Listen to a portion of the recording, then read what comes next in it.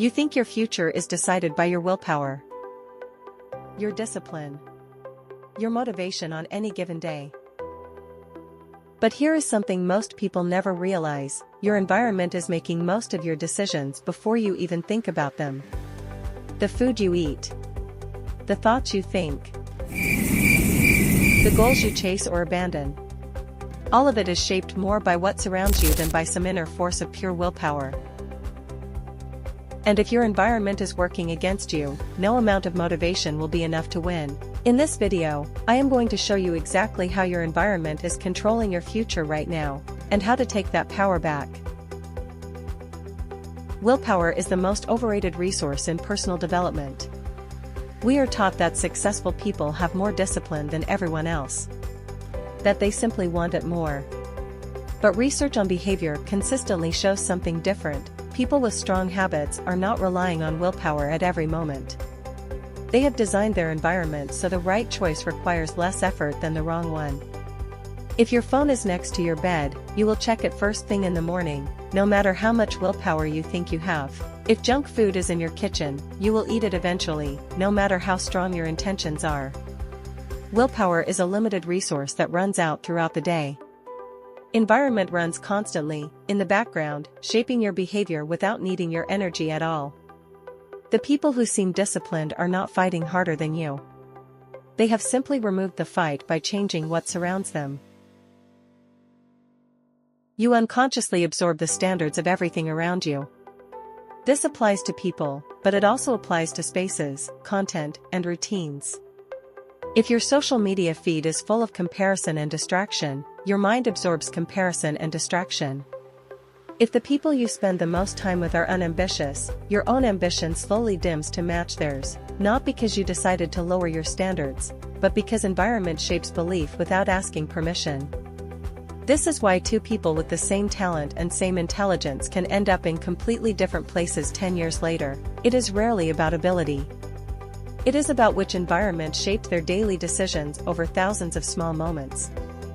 You do not rise to the level of your goals. You fall to the level of your environment. Change what surrounds you, and your behavior changes automatically, often without requiring extra motivation at all. You unconsciously absorb the standards of everything around you. This applies to people, but it also applies to spaces, content, and routines. If your social media feed is full of comparison and distraction, your mind absorbs comparison and distraction.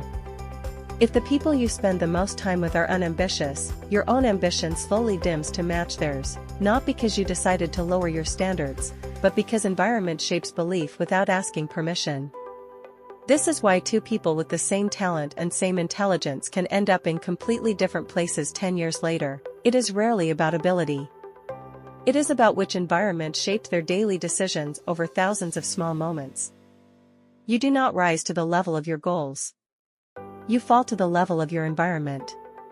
Change what surrounds you, and your behavior changes automatically, often without requiring extra motivation at all. The physical space you spend the most time in is quietly shaping the person you are becoming. A cluttered desk creates a cluttered mind. A chaotic room creates chaotic thinking. This is not superstition, it is cognitive science. Your brain is constantly processing the visual information around you, even when you are not consciously aware of it. A disorganized environment adds invisible mental load that drains the same focus you need for your goals. This does not mean you need a perfect minimalist home. It means being intentional about the spaces where your most important work happens. Your workspace should support the version of you that you are trying to become, not the version of you that you are trying to leave behind. Look at your space right now. Does it reflect where you are going, or where you have been stuck? Here is the part that changes everything: your environment is not fixed. You can design it.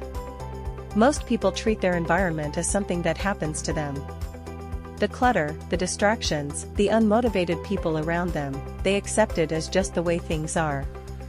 But environment is one of the few things in life you have almost complete control over, if you choose to use that control. You can change what you see first thing in the morning. You can change who you spend your time with.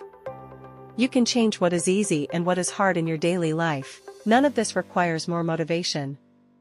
It requires one deliberate decision, to stop reacting to your environment, and start designing it on purpose. The people who transform their lives are rarely the ones with the most willpower. They are the ones who understood this truth early, and built an environment where the version of themselves they wanted to become was the path of least resistance. Stop blaming yourself for lacking discipline.